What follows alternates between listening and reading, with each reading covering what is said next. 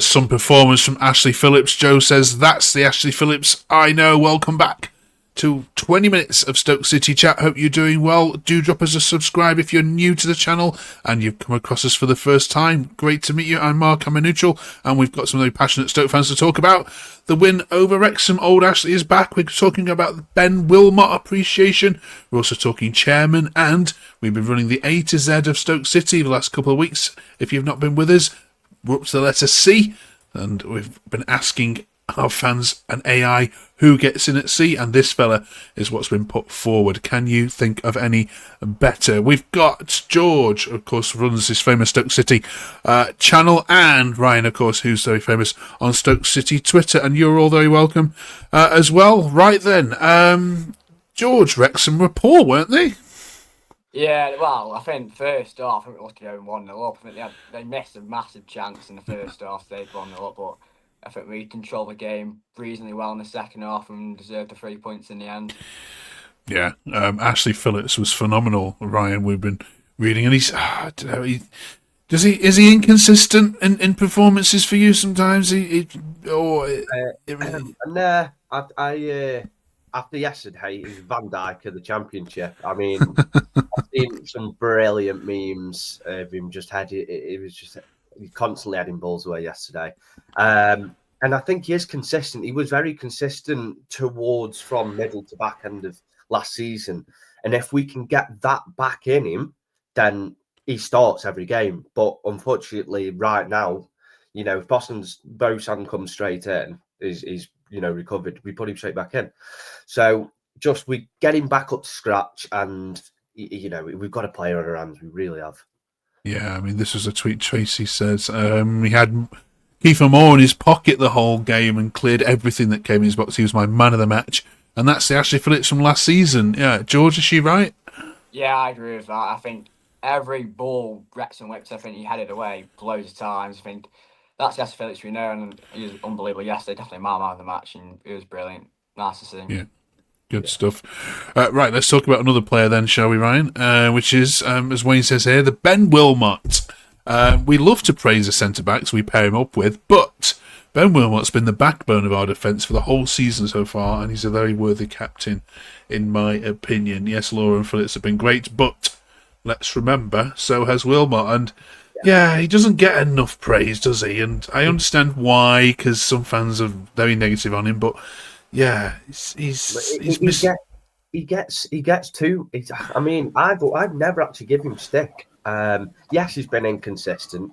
Yes, he's done mistakes, but he's one of them players. He's there all the time. He's backbone. He's been here for a while. So he's a great player. He's a great leader, and I love him. I do. And we forget he is only young. He is only young. He's been around for a bit, but he's only young. Yeah. Are you a lover of Ben Wilmot, Carl?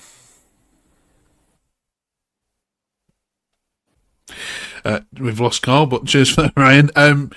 George, Stoke are the meanest defence in the league, only conceding 6 of the game so far, which is the best of any of the 24. What do you put that down to? Obviously, the goalkeeper being one, but what is Robbins doing in terms of how he's setting you up, especially away from home, that means you haven't conceded that many? I think we've got a very strong back four. Like, it works for a while on Wilmot, and obviously now with Phillips and Wilmot again. I think Creswell's been really good getting back as well, and I think Junior struggled yesterday, but I think he's definitely a warrior to have at the back, and we've been brilliant so far defensively this season. Well, yeah. Carl, you back with us? Sorry, I'm having a Wi-Fi nightmare. That's all right. Okay. And I'm having a Wi-Fi nightmare. Okay, we can hear you. We're talking Ben Wilmot, mate. What's your thoughts? Massive improvement. He's come on leaps and bounds. I've been one of his biggest critics. He's been the only defender that we've ever spent money on. He's never been at the levels we've expected of him, but this season he's been outstanding so far, and long may it continue. Yeah. Coming up, we're going to have a look at the next 5 games for Stoke before the next international break and predict how many points we're going to get. Before we get there, let's deal with the little quibbles, and obviously some people aren't happy with everything, Ryan. Let's deal with those next, shall we? Bob says, it's a good win, but I just feel we are so frustrating in our decision-making in front of goal, and sometimes we're trying to walk it in Arsenal in the Premier League, but at some point it will click and someone is going for a proper pasting. Do you get that bit about trying to walk it in? Is that poster right to an extent? I get what he's saying. We're not having enough shots and we're trying to basically put it on the keeper every time. The crosses are literally, it's straight on the keeper. It's never to the edge of the box. But I hate these posts because we've got to think of where we were and where we are now. I would be buzzing. I wouldn't even care about the mistakes, last year. And we seem to be picking finer things now, which, yes, is great. But let's just keep this going. Like, just stop with there's all that. I see 2 or 3 posts a day negative of Stoke, and I'm like, come on, like, let's enjoy it. Let's not be on a negative. Be on a negative when we lose, but let's just enjoy these wins. And I know everyone, even Mark Robbins, knows himself there's improvement to come, and it will eventually. But we're 10 games in. Like, come on. Okay. And so Mark Robbins would go next then, Carl. Yeah. So since Robbins took over, there's been 32 league games played. You've won 11, drawn 11, and lost 10, which gives him a 34% win rate with an average of 1.38 points per game. Now, considering what he had to go with last season, and some would argue the financial constraints that you've been under this summer, that is mind-blowing, as the post says there, isn't it? It is mind-blowing, and I feel as though he's only just getting started. The subject that we've just touched on, decision-making, it's still a very young squad, and Mark Robbins is getting his stamp on the side. I think me and Liam said it last season, if you could pick a manager from another side when he was at Coventry, who would you have? And it's always been Mark Robbins. He's just a very much Stoke City style manager. He's got the defence solid again. I think we've got the best defence in the league. And, he's just getting started. It's a project. He's said all along that this is going to take a long time to build. We're currently sitting third. Will we be third at the end of the season? I don't think so. I'm still sticking with the mid-table. I'm starting to believe a little bit, but I'm still sticking with mid-table. We wanted improvement from last season. We've already got that with him. We've already got an improvement this season in the first 10 games than what we had last season.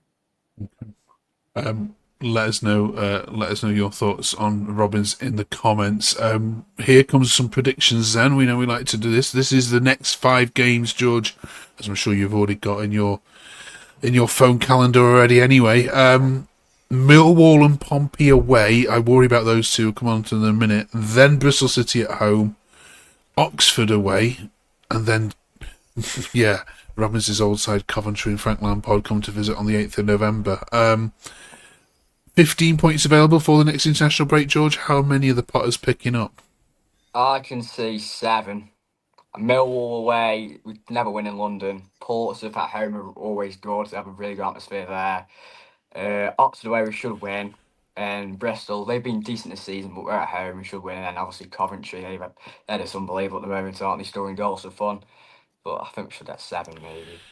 So what? Beat Bristol City, beat Oxford, and draw against Coventry. Portsmouth. Oh, draw against. Okay. I think we'll get a point at Portsmouth. Okay, Ryan.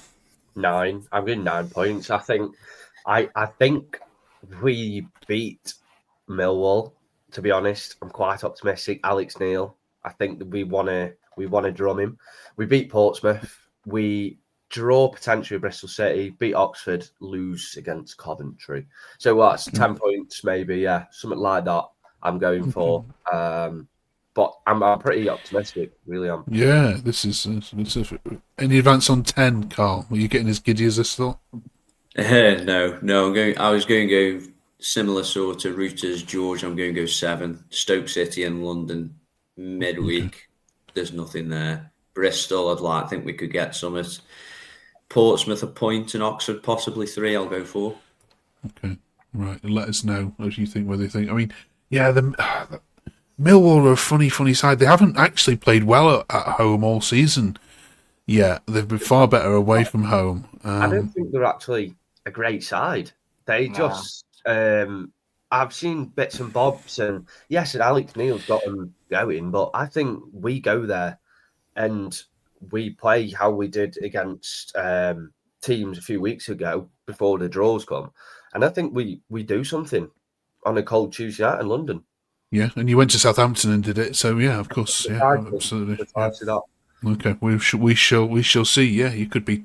Yeah, could you be top by the weekend? You might be. Who knows? I can't think. Right. We've also been talking then about the A to Z of the history of Stoke City. Oh, first of all, we should mention this fellow as well. Shouldn't we? 500 league appearances for Enzonzi. Yeah, has he improved any, George, since we last kind of harangued him on here? I think only played about 5 minutes yesterday. I think okay, right. Made a couple of tackles, but didn't really do much. Okay, fair enough. It'll come good.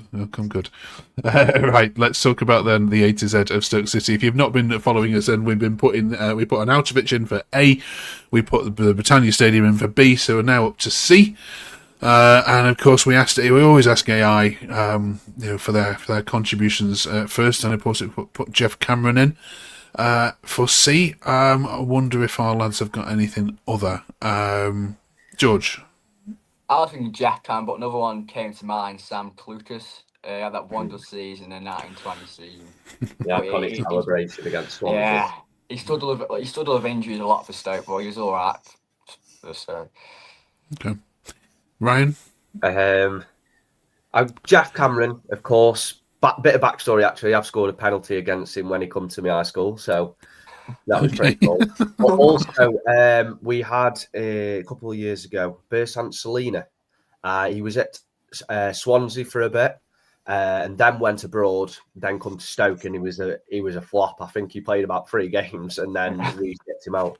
But no, them two for me is what I can remember. To be honest with you.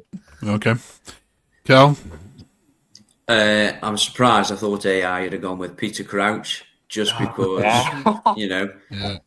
he is like he scored the best goal I've ever seen live still to the day today against Man City. Absolutely top class bloke, great player, full of humour. So I thought it was going to be Crouch, but I'm going to go with, for me, Clive Clark. Don't know whether these two lads will remember him. Probably show me age a little bit there, but he was absolutely class. Played many games for us. He was our captain. Then he got moved to West Ham, and he actually had a heart attack on the pitch for them as well. But yeah, he does commentary now as well. Clive Clark, great player for us back in the day. Okay, where do we go from here then? Cameron, Clark, or Crouch? Fair enough, Crouch. He's a top guy. I've met him. I was actually in the Pottermus outfit once as the mascot, and I went to the training ground and met him, and he was giving me some digs. So he's Crouch. I just think as well, he gets known as a Liverpool and a Tottenham Hotspur legend, but he's actually more of a Stoke legend than any of them because he played more games for us than he did any of them. Yeah.